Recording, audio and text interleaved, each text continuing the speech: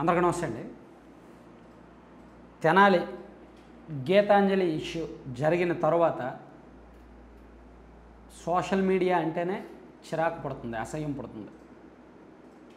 ఆమె నిజంగా సోషల్ మీడియాలో ట్రోల్స్ వల్లనే చనిపోయినా, లేదు అది జరగకుండా అది ప్రమాదమే అయినా, లేదు ఆ ట్రోల్స్ జరగడం వలన వాళ్ళ ఇంట్లో గొడవ అయ్యి ఆ గొడవ కారణంగా ఆమె హర్ట్ అయ్యి చనిపోయినా, కారణం ఏదైనా సరే ప్రత్యక్షంగానో పరోక్షంగానో ఈ ఇష్యూలో ఇప్పుడు హైలైట్ అయింది సోషల్ మీడియా. సోషల్ మీడియా వాడుతున్నది మనమే, మీరు నేను అందరం కూడా. ప్రధానమంత్రి నరేంద్ర మోదీ గారి దగ్గర నుంచి మనం చిన్న చిన్న పిల్లలు కూడా ఈ రోజుల్లో సోషల్ మీడియా స్మార్ట్ ఫోన్లు వాడేస్తున్నారు, ఇన్స్టాగ్రామ్ అకౌంట్లు క్రియేట్ చేసేసుకుంటున్నారు, టీనేజ్ వాళ్ళు కూడా. అలాగే చేతి నిండా సంపాదన ఉంటుందో లేదో తెలియదు, కానీ సోషల్ మీడియాలో అకౌంట్లు మాత్రం విపరీతంగా ఉంటాయి. కొంతమందికి చదువు బుర్రకెక్కుద్దో లేదో తెలియదు, కానీ ఇన్స్టాగ్రాము, ఫేస్బుక్, ట్విట్టర్లు మాత్రం విపరీతంగా ఉంటాయి. మన ఇండియాలో జనాభా కంటే సోషల్ మీడియా ఖాతాలు ఎక్కువ. సో అంతకంటే ఇంక మనం పచ్చిగా చెప్పేదేం లేదు. మన ఇండియాలో జనాభా దాదాపుగా 145 కోట్లకు పైగా ఉండొచ్చు, కానీ మన ఇండియాలో సోషల్ మీడియా ఖాతాలు 200 కోట్లకు పైగా ఉన్నాయి అన్నీ కలిపి. సో అంతకన్నా మనం ఇంకా చెప్పాల్సింది లేదు. అయితే ఈ సోషల్ మీడియా పాజిటివ్ కంటే నెగిటివ్కే ఎక్కువ వాడడం దురదృష్టకరం. పాజిటివ్ స్ప్రెడ్ చేయడానికి సోషల్ మీడియా అనేది ఒక పెద్ద ఆయుధం. ఎవ్వరికీ సాధ్యం కానట్టుగా దీన్ని వాడుకోవచ్చు. ఏదైనా సరే క్షణాల్లో స్ప్రెడ్ చేసేయచ్చు. ఎవరినైనా తగ్గించాలన్నా, ఎవరినైనా దించాలన్నా, ఎవరినైనా బాగా హైప్ క్రియేట్ చేయాలన్నా సరే వితిన్ ఒక రాత్రి ఓవర్ నైట్ స్టార్ అయిపోతారు కొంతమంది, ఓవర్ నైట్లో డౌన్ఫాల్ అయిపోతారు కొంతమంది. సో అయితే రాజకీయాలకు వచ్చేసరికి మాత్రం సోషల్ మీడియాను నెగిటివ్కే ఎక్కువ వాడుతున్నారు. ఒక రాజకీయ పార్టీ తాను ఏం చేయాలనుకుంది, ఎలా పరిపాలించాలనుకుంటున్నారు అనే దాని మీద ఎక్కువ పోస్టులు పెట్టే కంటే ఎదుటి వాళ్ళలో ఉన్న ఫేక్స్ మీద ఎక్కువ పోస్టులు పెడతారు. అలాగే సోషల్ మీడియాలో అవతల వాళ్ళ బొక్కలెతికి, అవతల వాళ్ళకు బొక్కలు ఉన్నా లేకపోయినా వాటిని సృష్టించి ప్రచారం చేసే కల్చర్ ఎక్కువైపోయింది.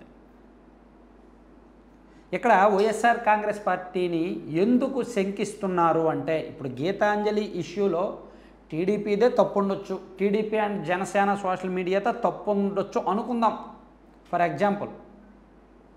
కానీ వైసీపీ చెప్పేది ఎందుకు నమ్మట్లేదంటే, పులి మేక కథలా ఉంటుంది చూడండి. ఒక బుడ్డోడేమో మేకల కాపరి, ఊరికి దూరంగా ఆ పిల్లాడు మేకలను కాపలా కాస్తూ ఉంటాడు.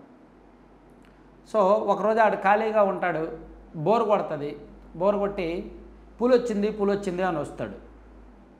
అప్పుడు ఊర్లో వాళ్ళందరూ పరిగెత్తుకుంటూ కర్రలు కొత్తలు పట్టుకొని పరిగెత్తుకుంటూ వస్తారు. వచ్చాక ఆడ ఏం లేదు, పులి ఏం రాలేదు, నేను ఉత్తునే చెప్పాను మిమ్మల్ని ఆట పట్టించడానికి అంటాడు. నిజంగా అక్కడ పులి రాదు. సో వాళ్ళందరూ ఈయన తిట్టుకుంటూ వెళ్ళిపోతారు. రెండో రోజు కూడా వాడు మళ్ళీ అలాగే అరుస్తాడు, అమ్మో పులి అని అరుస్తాడు. సో నిజంగా ఊర్లో వాళ్ళందరూ మళ్ళీ వచ్చేస్తారు. వచ్చేసి చూసేసరికి మళ్ళీ పులి ఉండదు. వీడు మళ్ళీ నవ్వుతాడు. వాళ్ళందరూ వచ్చాక చూసారా మిమ్మల్ని మళ్ళీ ఫూల్ చేశానని నవ్వుతాడు. మళ్ళీ మూడో రోజు నిజంగానే పులి వస్తుంది. మూడో రోజు వీడు మళ్ళీ గట్టిగా అరుస్తాడు. అప్పుడు ఊర్లో వాళ్ళు ఎవరు రారు.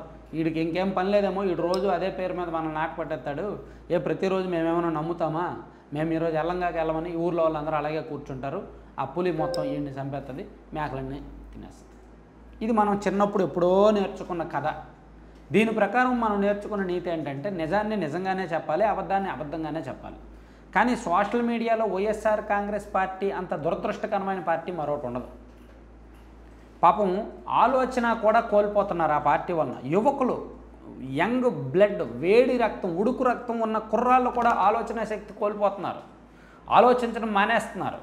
ఆ పార్టీ ఫోబియాలో, ఆ పార్టీ మత్తులో పడి అదే నిజమనుకొని ఎదుటి వాళ్ళని తిట్టిపోసేస్తున్నారు. అది మంచి కల్చర్ కాదు. 2019కి ముందు, ఎలక్షన్స్కి ముందు ఆ పింక్ డైమండ్ సృష్టి, లేదంటే డిఎస్పీల ప్రమోషన్ సృష్టి, లేదా విశాఖపట్నం ఎయిర్పోర్ట్లో కోడికత్తి సృష్టి, లేదా వివేకానంద రెడ్డి గారి కేసులో సోషల్ మీడియాను వైసీపీ ఏ విధంగా వాడుకుందో చూసాం. సో అప్పుడు వాటిల్లో మోసపోయాము అని తెలుసుకున్న ఆంధ్రప్రదేశ్లో చాలామంది ఇప్పుడు నిజంగా వైసీపీ చెప్తున్న టీడీపీ వాళ్ళు జనసేన వాళ్ళు అలా చేశారని చెప్తున్నా నమ్మట్లా. ఎందుకంటే వీళ్ళు నమ్మలేము, వీళ్ళ సోషల్ మీడియాను మనం నమ్మలేము అని. అందుకే వైసీపీ సోషల్ మీడియాలో అఫీషియల్ పేజీల్లోనే పాజిటివ్ కామెంట్స్ రావట్లా. సో అంటే సోషల్ మీడియా మంచి కంటే చెడుకే ఎక్కువ వాడుతున్నారు. దానికి అంకురార్పణ చేసింది Prashant Kishor and team through YCP 2019లో వైసీపీ. ఆ తర్వాత దాన్ని టీడీపీ జనసేన అందిపుచ్చుకున్నాయి. ఇప్పుడు అన్ని పార్టీలు కూడా దాన్నే నమ్ముకున్నాయి. మంచి కంటే చెడే ఎక్కువ ప్రచారం చేస్తున్నాయి. చెడు ద్వారానే రాజకీయం చేయడం నేర్చుకున్నాయి, ట్రోల్స్ చేయడం నేర్చుకున్నాయి. వాడు ఒకటంటే వీళ్ళు రెండు అంటారు. మొన్న పొరపాటున పవన్ కళ్యాణ్ గారు జగన్మోహన్ రెడ్డి గారిని ఒక మాట అన్నారు, నా 4వ పిల్లం నువ్వే అని. దానికి ఇమీడియట్గా 1 గంట వ్యవధిలో జగన్మోహన్ రెడ్డి గారి ఫోటోని అలా మార్ఫింగ్ చేసేసి తీసుకొచ్చి ఇంకా జనసేనలో ట్రోలింగ్స్ మొదలుపెట్టారు. దానికి పోటీగా వీళ్ళు ఏం చేశారు, వైసీపీ వాళ్ళు నారా లోకేష్ గారు కుటుంబ సభ్యుల్ని ఒక గెటప్ వేసి పవన్ కళ్యాణ్ గారు లోకేష్ గారు పంచుకుంటున్నట్టుగా చాలా చండాలమైన ఫోటో వేశారు. అంటే ఇక్కడ మనం చెప్పదలుచుకుంది ఏంటంటే సోషల్ మీడియాని ఎంత దరిద్రం కోసం వాడుతున్నారో, ఎంత నెగిటివ్ ప్రచారాల కోసం వాడుతున్నారో చూడండి. సో అందుకే నేను కొన్ని సందర్భాల్లో సోషల్ మీడియాకి చాలా దూరంగా ఉంటాను. నేను మన వీడియోస్ ఫేస్బుక్, ట్విట్టరు ఇందులో వేద్దాం అనుకునే ఓపెన్ చేశాను. కానీ ఎందుకు నేను యాక్టివ్గా ఉండట్లేదంటే వాటిని ఓపెన్ చేస్తేనే చండాలం, ఎదుటివాడి మీద దరిద్రమైన బురద వేస్తున్నారు. సో సోషల్ మీడియా మంచి కోసం వాడితే మనం మంచి విత్తనాలు నాటినట్టు. కానీ మనం మంచి కోసం వాడలేం కాబట్టి ఇటువంటి ఘటనలు మరిన్ని జరిగినా ఆశ్చర్యపోకర్లా.